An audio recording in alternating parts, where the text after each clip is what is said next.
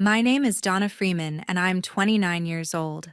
I'm a high school teacher in Fort Wayne, Indiana, pouring my heart into helping students discover their potential and find the confidence to express themselves. I've always believed that my work could change someone's life, even in small ways, and that belief gave me pride and purpose.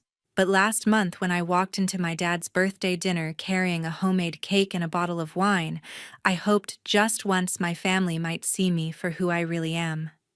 Instead, I received a wound I'll never forget. My mom looked me dead in the eyes and said, "We wish we didn't have to deal with you." And my dad, he just nodded as if it meant nothing. Those words burned like fire, cutting deeper than any argument we'd ever had.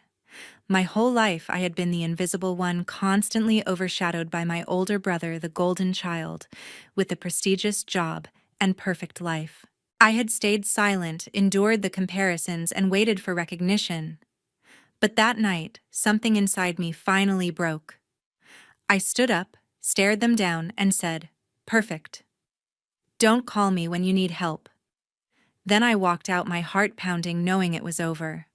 1 week later, my phone lit up 30 missed calls from Dad and a single desperate text from Mom. "Please."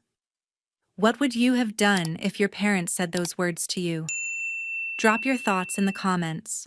I'm curious to see how others might have handled this situation.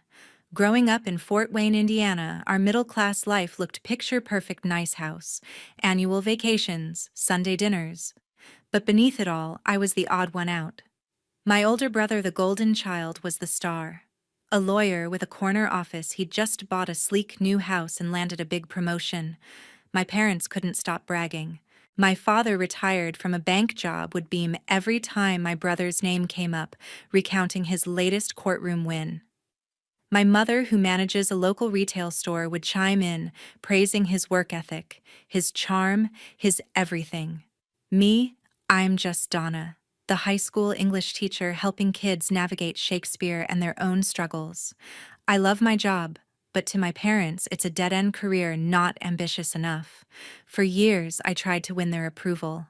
I organized family events, Thanksgiving dinners, birthday parties, even a surprise anniversary for my parents. I'd spend hours planning menus, decorating, making sure everything was perfect. Once I lent my mother $2,000 when her car broke down, no questions asked. Another time, I drove 3 hours round trip to pick up my father's old friend from the airport when my brother was too busy.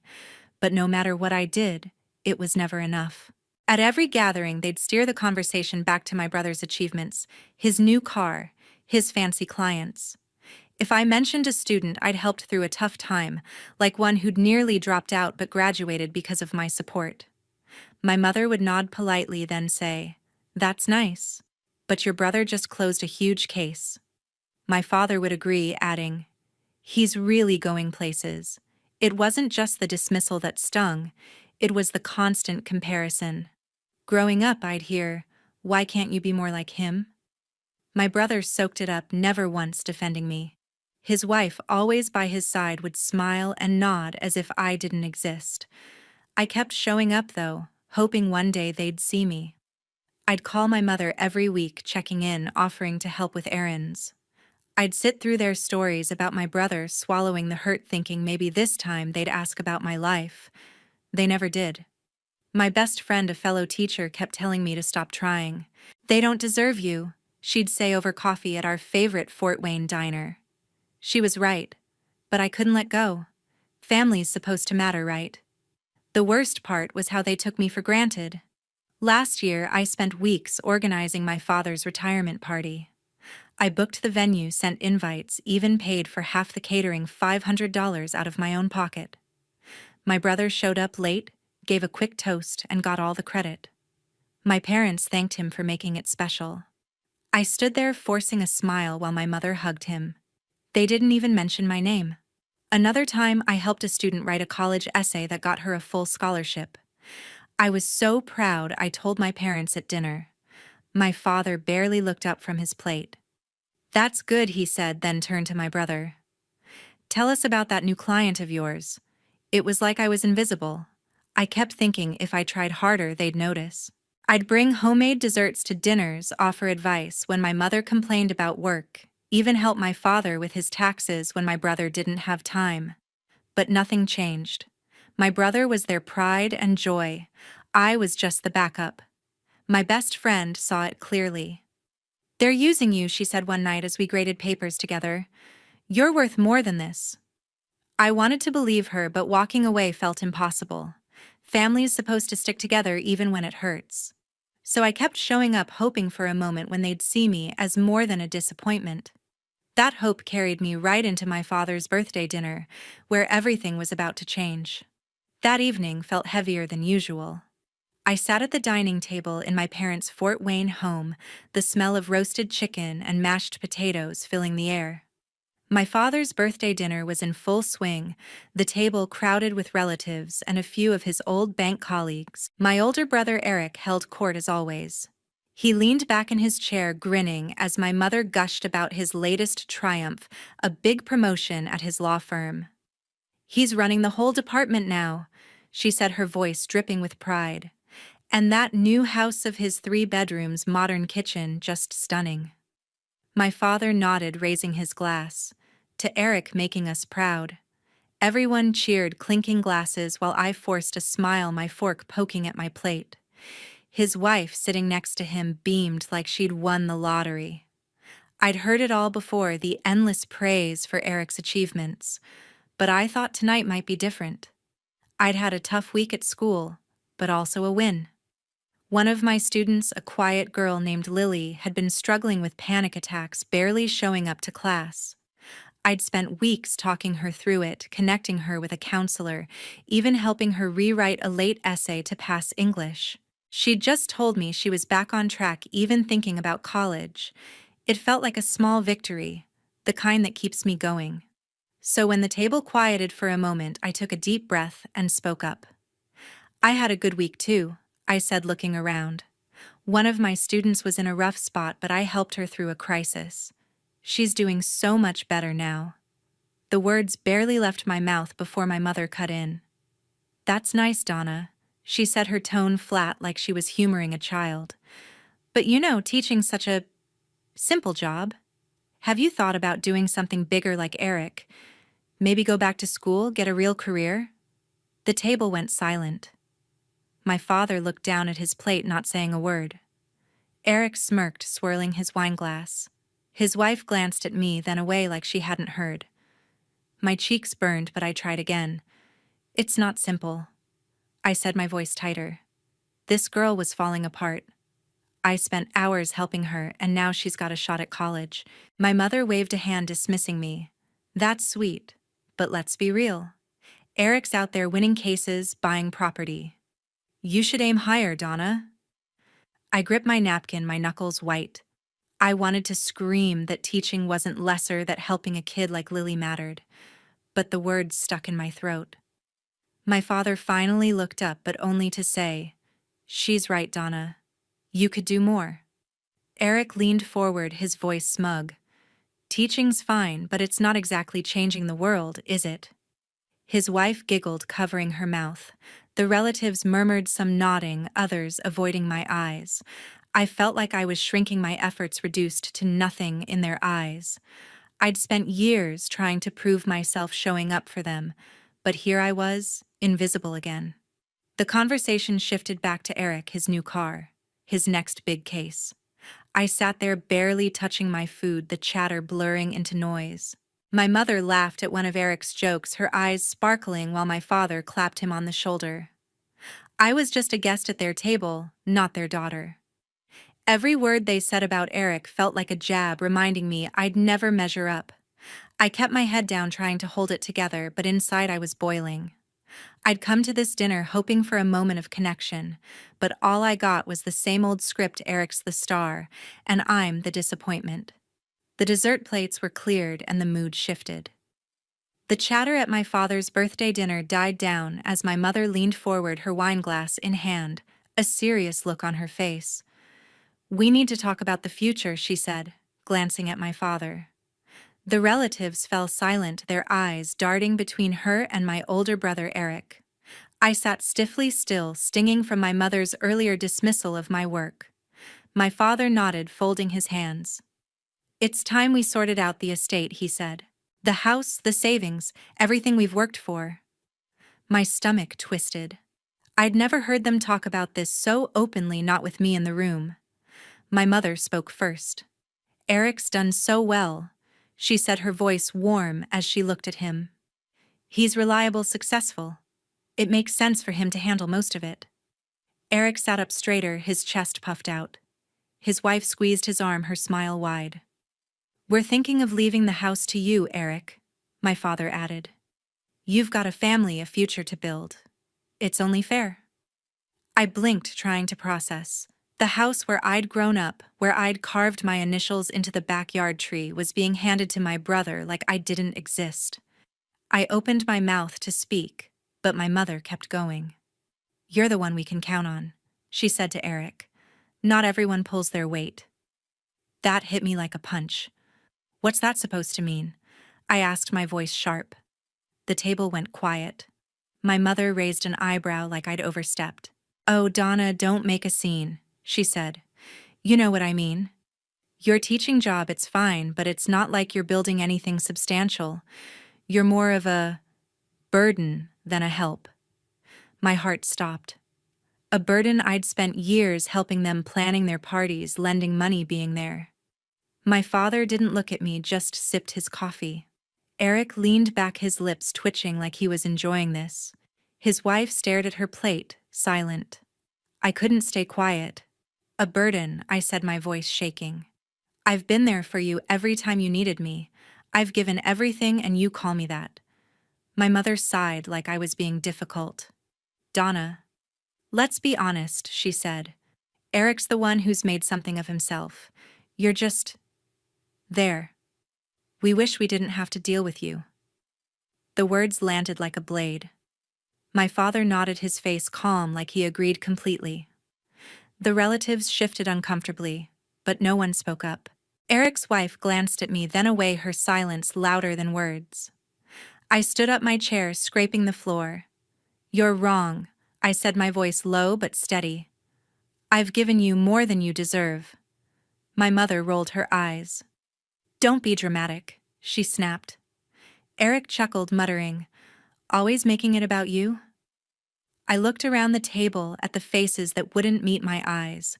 My whole life I'd tried to prove I was enough, but in that moment I saw the truth. They'd never see me. My father's nod, my mother's words. They weren't just a slip, they meant it. I grabbed my purse, my hands trembling.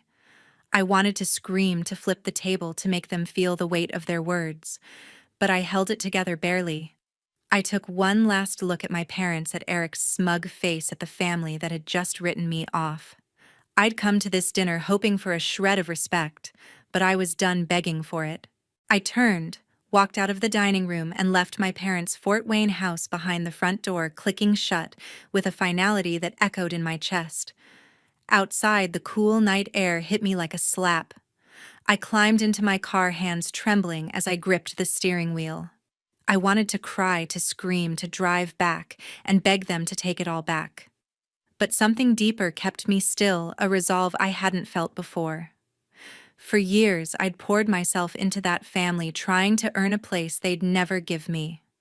I'd stayed up late planning their events, dipped into my savings to help them, sat through their endless praise of Eric. And for what? To be called a burden, to be erased no more. I wasn't going back to that table, to that life of begging for scraps of their approval. I was done. Driving home to my small apartment, I felt the weight of that decision settle in. It hurt, God, it hurt, but it also felt like freedom. I wasn't just leaving a dinner. I was leaving behind years of trying to fit into their mold. I thought about my students, the kids I'd helped find their strength, like Lily, who'd smiled for the first time in weeks when she passed her English class. That's who I was. Not a burden, but someone who made a difference. I pulled into my parking lot, the streetlights casting shadows across my dashboard, and made a promise to myself I was going to live for me now, not them. The next morning, I woke up with a fire in my chest. I didn't want their calls, their apologies, if they even came. I sat at my kitchen table sipping coffee and wrote a list. First, I'd protect my peace. I'd change my number, my email, anything that tied me to their expectations. I didn't want to hear my mother's voice, or my father's excuses, or Eric's smug comments. I called my best friend Irene, a fellow teacher who'd always seen through my family's nonsense. "I'm done with them," I told her over the phone. She didn't hesitate. "Good," she said. "You're worth more than their garbage." Her words steadied me like a lifeline. I spent the day tying up loose ends. I contacted my phone provider, switched to a new number, and set up a fresh email account. I didn't tell my parents or Eric. Let them figure it out. I thought about my father's birthday gift, a leather-bound journal I'd picked out because he loved to write. It was still in my trunk unopened. I decided to donate it to the school library instead. My mother's voice played in my mind. "We wish we didn't have to deal with you," but I pushed it away. I wasn't going to let their words define me anymore. By evening, I felt lighter, like I'd shed a weight I'd carried for years. I called another teacher, Martha, who'd invited me to a book club before. "I'm in," I said, surprising myself with how sure I sounded. She laughed, thrilled, and told me about their next meeting. I also signed up to volunteer at a local community center, something I'd always wanted to do, but never had time for, always too busy with family obligations. That night I lay in bed staring at the ceiling, still hurting but certain. I was building a life that was mine, and I wasn't looking back. A week had passed since I walked out. My phone, now with a new number, buzzed with notifications from friends and colleagues, but none from my family. I'd made sure of that. I'd switched my email too, severing every digital tie to my parents and Eric. The first few days were quiet, almost too quiet, like the calm before a storm. Then the calls started coming to my old number, the one I'd left behind. My provider sent me a log, 30 missed calls from my father, each one a silent plea I refused to answer. My mother sent a single text to my old email, "Please." It was short, desperate, but it didn't move me. I'd meant what I said. They didn't get to pull me back after years of pushing me away. I deleted the log, blocked their numbers on every platform, and moved on. Life in Fort Wayne took on a new rhythm. I threw myself into my work, finding purpose in my students. One boy, Jamal, had been failing English, too shy to speak in class. I started meeting him after school, helping him analyze poetry, watching his confidence grow with every line he read aloud. His first A on a quiz felt like my victory too. Teaching wasn't just a job, it was my anchor. I leaned on Irene, my best friend who'd always had my back. We'd meet at a local cafe, sipping lattes, laughing over her dating disasters or my quirky lesson plans. "You're glowing," she said one day, her eyes bright. "This is the real you?" She was right. I was finding pieces of myself I'd buried for too long. The book club I'd joined with Martha, another teacher, became my sanctuary. We met every Tuesday at a cozy Fort Wayne library, discussing novels over wine and cheese. I dove into stories, classics like Jane Eyre, modern picks like The Nightingale, finding solace in characters who fought for their place in the world. One night I shared how Jane's resilience inspired me to stand up for myself. The group listened, nodded, and Martha squeezed my hand. "You're stronger than you know," she said. It felt like family, the kind I'd chosen, not inherited. I started speaking up more, sharing my thoughts without fear of being dismissed. The club wasn't just about books. It was about belonging. Volunteering at the community center filled my weekends. I signed up to mentor teens, helping them with homework, or just listening when they needed to talk. One girl, Mia, reminded me of myself, quiet, eager to please, always overlooked. I taught her to write short stories, watched her light up when her work was praised. It healed something in me, giving her the validation I'd craved.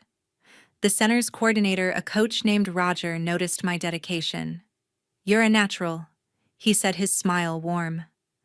We started chatting during breaks, bonding over our love for helping kids. He was kind, grounded, nothing like the arrogance I'd grown up with in Eric.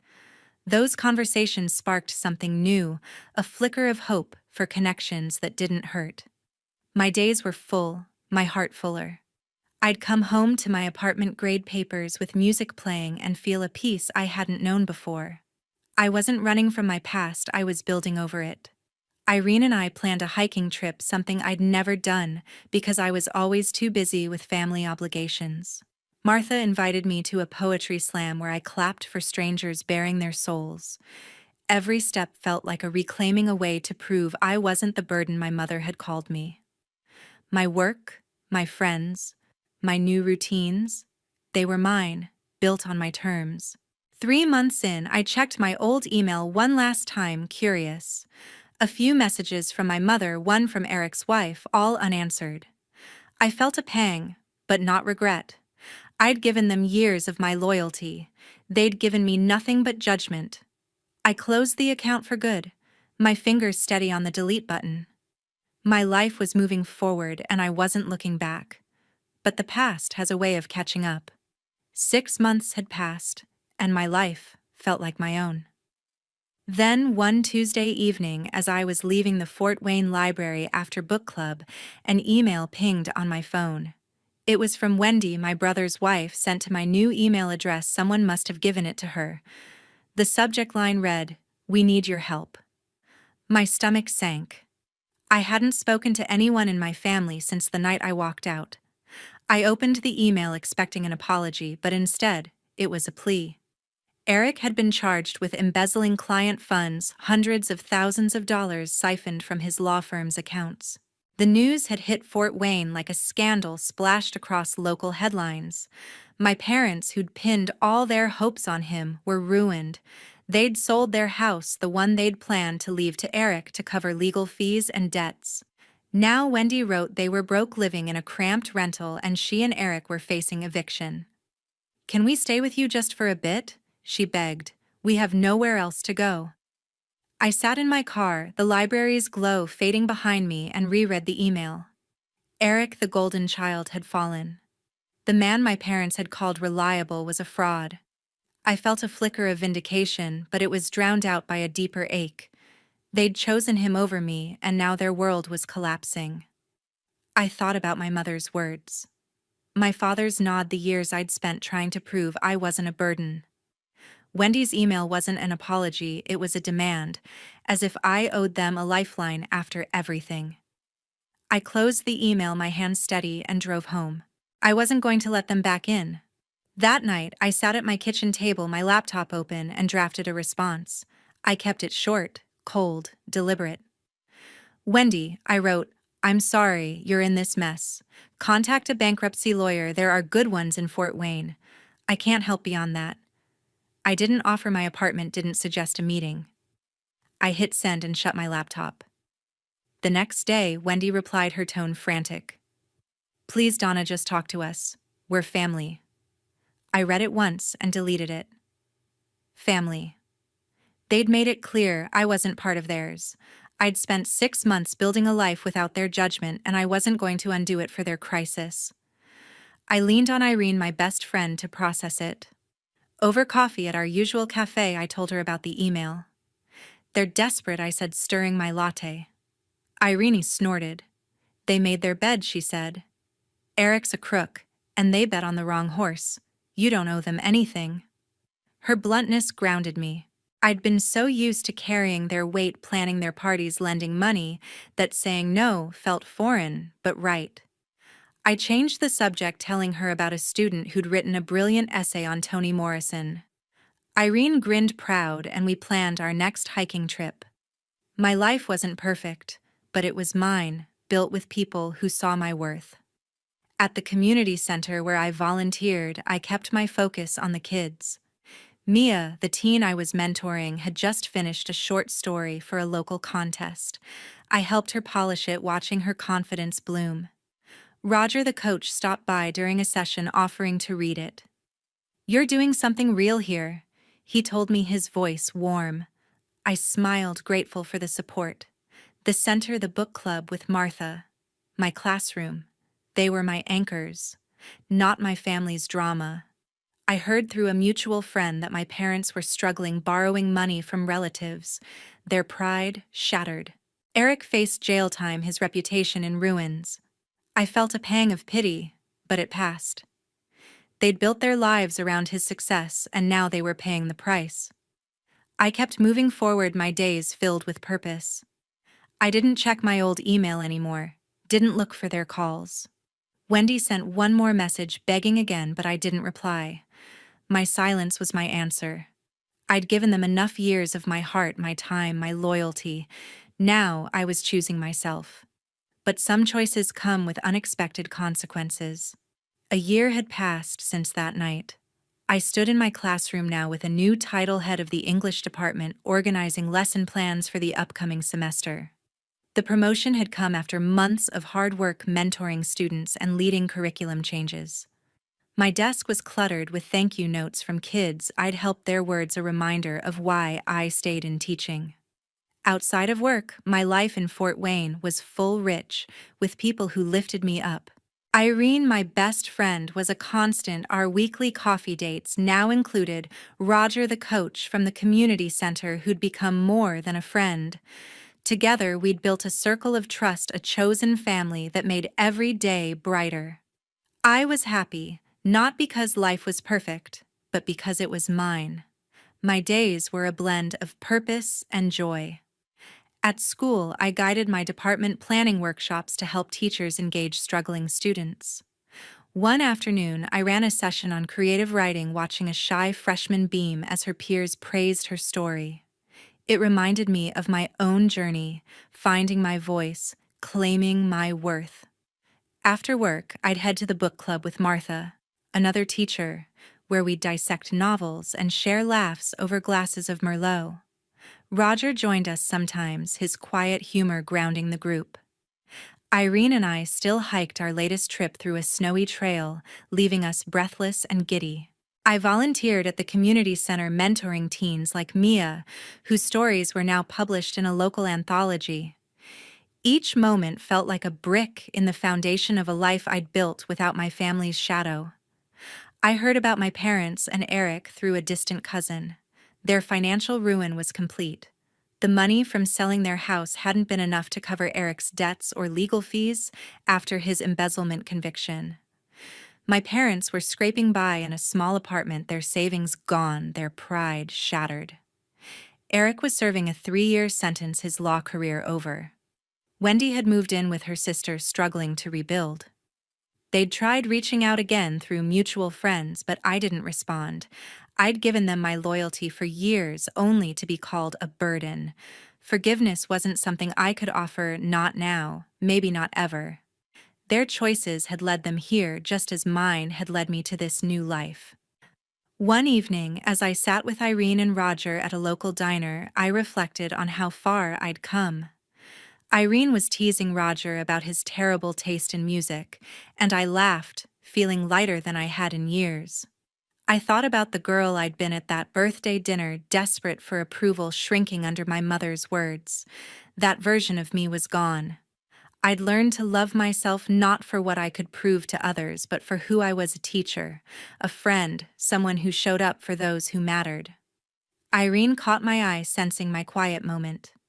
"You okay?" she asked. I nodded, smiling. "Better than okay," I said. Roger squeezed my hand under the table, his warmth a steady reminder of the life I'd chosen. The biggest lesson wasn't about cutting ties or proving them wrong. It was about choosing myself every day in every decision. I chose to surround myself with people like Irene and Roger, who saw my worth without me begging for it. I chose my students who reminded me I could make a difference. I chose teaching not because it was flashy, but because it was meaningful. My family's downfall was a distant echo, a consequence of their own making. I didn't gloat, didn't dwell. I'd moved on, not out of spite, but because I deserved to. As I walked home that night, the Fort Wayne skyline glowing under a clear sky, I felt whole. My apartment was small, my life simple, but it was enough. I'd built something real, something lasting. The past was behind me, and the future was mine to shape.